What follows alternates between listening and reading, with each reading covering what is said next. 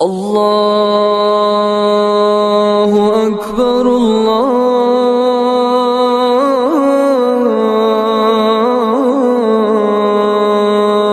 اکبر۔ السلام علیکم ورحمۃ اللہ وبرکاتہ۔ رفیقان ملت اسلامیہ، میرے عزیز بھائیوں، رب ذوالجلال والاکرام کا فرمان عالی شان ہے، وَقَضَىٰ رَبُّكَ أَلَّا تَعْبُدُوا إِلَّا إِيَّاهُ وَبِالْوَالِدَيْنِ إِحْسَانًا، اور تمہارے رب نے یہ حکم دیا ہے کہ اس کے سوا کسی کی عبادت نہ کرو اور والدین کے ساتھ اچھا سلوک کرتے رہو۔ ایک دوسری آیت مبارکہ میں ارشاد ہے، أَنِ اشْكُرْ لِي وَلِوَالِدَيْكَ إِلَيَّ الْمَصِيرُ، یہ کہ تو میری اور اپنے والدین کی شکر گزاری کیا کر اور میرے ہی پاس لوٹ کر آنا ہے۔ ان دونوں آیات کریمہ میں باری تعالیٰ نے ماں باپ کی خدمت اور ان کے ساتھ حسن سلوک کا حکم دیا ہے۔ پس رب کریم نے اپنی اطاعت و شکر گزاری کو والدین کی اطاعت و شکر گزاری کے ساتھ جوڑ کر بیان کیا ہے، اور یہ اسلوب والدین کے مقام کی عظمت اور ان کے مرتبے کی بلندی کی کھلی دلیل ہے، اور اس میں ماں باپ کی تعظیم و خدمت کو دوسروں پر مقدم رکھنے کا واضح پیغام ہے۔ پس حقوق اللہ کے بعد والدین کے حقوق سے اہم کوئی چیز نہیں۔ اس کی وجہ یہ ہے کہ خالق کائنات جل جلالہ نے انسان کو پیدا فرمایا تو ماں باپ کو اس کے وجود کا سبب بنایا اور انہیں اس کی پرورش کا ذریعہ بنایا، اور بچے کے بڑے ہونے تک اور مستقل بالذات ہونے تک ماں باپ سے اس کی نگہداشت اور تعلیم و تربیت کا کام لیا۔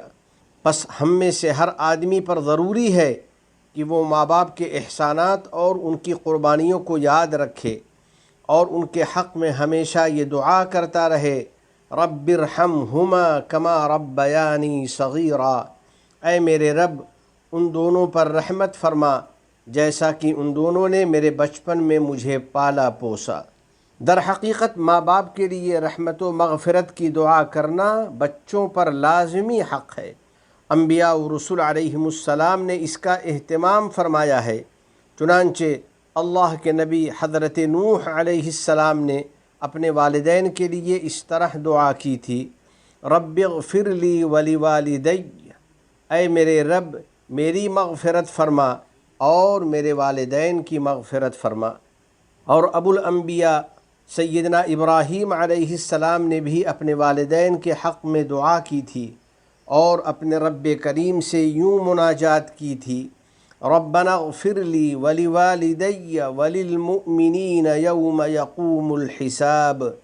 اے ہمارے رب قیامت کے دن میری مغفرت فرما دے اور میرے والدین کی مغفرت فرما دے اور تمام ہی ایمان والوں کی مغفرت فرما دے۔ ایک عالم دین فرماتے ہیں، جس نے پانچوں نمازوں کا اہتمام کر لیا اس نے بنیادی طور پر اللہ جل جلالہ کا شکر ادا کر دیا، اور جس نے پانچوں نمازوں کے بعد اپنے والدین کے لیے دعا کر لی اس نے بنیادی طور پر ان کا حق ادا کر دیا۔ ماں باپ کے لیے دعا کرنا بیٹے کے نیک اور صالح ہونے کی نشانی ہے، جیسا کہ رسول اکرم صلی اللہ علیہ وسلم کا ارشاد ہے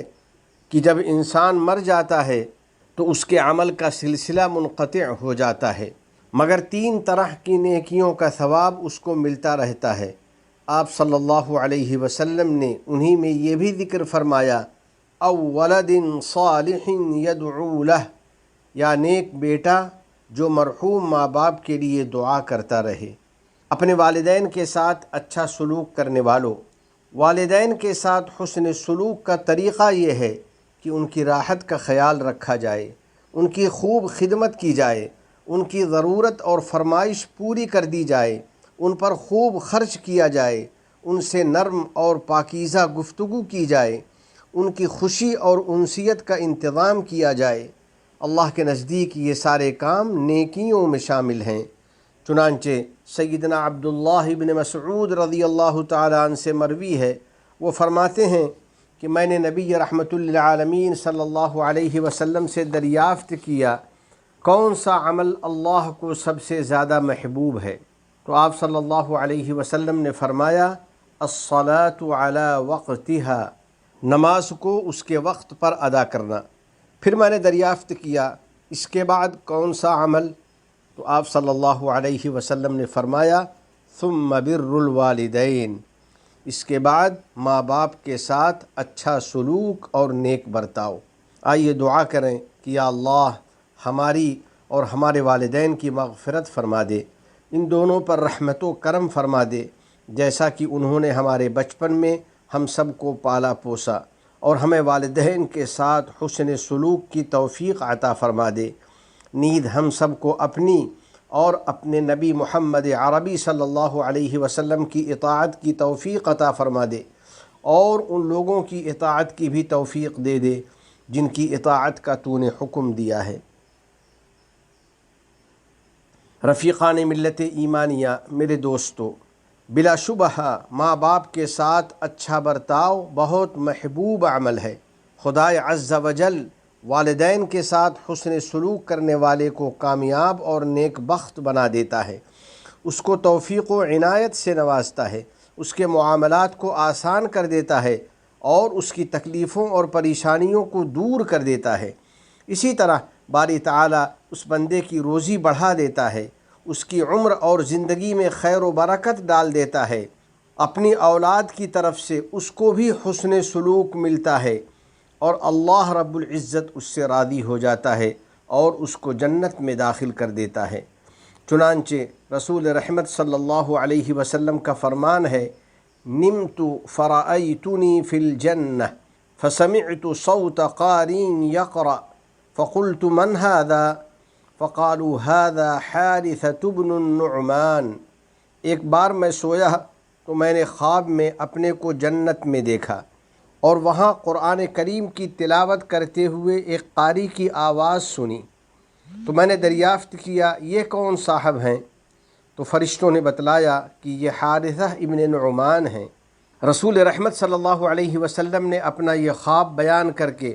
حضرت حارثہ ابن نعمان رضی اللہ تعالی عنہ کی شان میں فرمایا کذالک البر، کذالک البر، نیکی کا ایسا ہی اجر ہوتا ہے، نیکی کا ایسا ہی اجر ہوتا ہے۔ واضح ہو کہ یہ جلیل القدر صحابی سب سے زیادہ اپنی ماں کے ساتھ حسن سلوک کرنے والے تھے۔ بس اللہ کے نیک بندو، ہم پر لازم ہے کہ ہم اپنے والدین کے ساتھ حسن سلوک کی پوری کوشش کریں، ان کے ساتھ تواضع اور وفاداری کریں، ان کی خدمات اور قربانیوں کا اعتراف کرتے رہیں اور ان کے احسانات کا بدلہ بہترین طریقے سے دیتے رہیں۔ اسی طرح اپنے بچوں اور بچیوں کو بھی اس کی تاکید کرتے رہیں اور ان کے دلوں میں اس پاکیزہ خصلت کی اہمیت بٹھاتے رہیں۔ آخر میں بارگاہ رب العزت میں دعا ہے کہ الہ العالمین ہمیں ہمارے والدین کے ساتھ حسن سلوک کرنے والا اور ان کے حقوق ادا کرنے والا بنا دے، اور ہم کو اور ان کو نعمتوں والی جنت میں داخل فرما دے۔ تمام گناہوں، ہر قسم کی خرافات سے ہم کو بچا لے، ہماری اولاد کو ہماری آنکھوں کی ٹھنڈک بنا، ہم پر باران رحمت نازل فرما، ہمارے والدین، عزیز و اقارب اور پوری امت مسلمہ کی مغفرت فرما۔ متحدہ عرب امارات اور عالم اسلام سمیت پوری دنیا کو امن و امان کا گہوارہ بنا، اس ملک کے حکمراں، عوام اور مقیمین کو ہر قسم کے شرور و فتن سے محفوظ فرما۔ وفقنی اللہ و ایاکم لصالح الاعمال، وصلی اللہ علی سیدنا و نبینا و حبیبنا محمد وعلی آلہ وصحبہ اجمعین وعلی من تبعہم بإحسان الی یوم الدین۔ والسلام علیکم ورحمۃ اللہ وبرکاتہ۔